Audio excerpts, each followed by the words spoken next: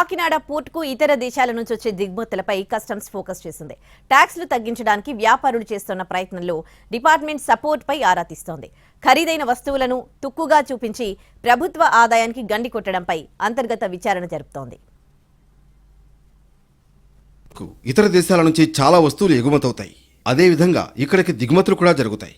దానికి సంబంధించి ప్రభుత్వ నిబంధనల ప్రకారం ట్యాక్స్ పే చేయాల్సి ఉంటుంది. అయితే ఈ మధ్య కాలంలో ఇతర ప్రాంతాల నుంచి వచ్చే ఖరీదైన వస్తువుల్ని చీప్ క్వాలిటీ ఐటమ్స్ గా చూపిస్తున్నారు. దానివలన ప్రభుత్వానికి కట్టాల్సిన ట్యాక్సులు తగ్గుతాయి. అయితే ఈ మధ్య కాలంలో తరచుగా దిగుమతుల సుంకం తగ్గించుకోవడానికి వ్యాపారులు ప్రయత్నాలు చేస్తున్నారు. దానికి అనుగుణంగా బిల్స్ తయారు చేస్తున్నారు. మరోవైపు వారికి కొందరు అధికారులు సహకరిస్తున్నారని ఉన్నతాధికారులకు ఫిర్యాదులు అందాయి. దానిపై పూర్తి స్థాయిలో అంతర్గతంగా విచారణ జరుపుతున్నారు. గత ఏడాదిగా వచ్చిన దిగుమతుల్ని పరిశీలిస్తున్నారు అధికారులు. దానికి వాళ్లు ఏ మేర ట్యాక్స్ పే చేశారు అనేది తెలుసుకుంటున్నారు. ఎక్కువ ధర ఉన్న వస్తువులకు తక్కువ రేటు చూపించే ప్రయత్నాలు చేసినట్లు అనుమానిస్తున్నారు.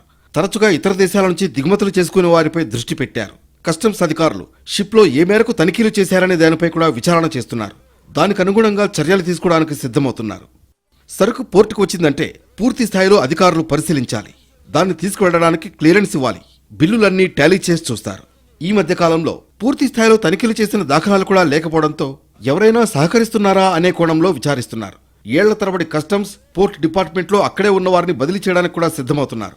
సముద్రంలో ఉన్న వస్తువుల్ని అకస్మాత్తుగా తనిఖీలు చేసేందుకు రెడీ అవుతున్నారు. మొత్తానికి కాకినాడ పోర్టుకు ఇతర దేశాల నుంచి దిగుమతి చేసుకునే వస్తువుల విషయంలో ఉదాసీనంగా వ్యవహరిస్తున్నారని అధికారుల దృష్టికి వెళ్ళింది.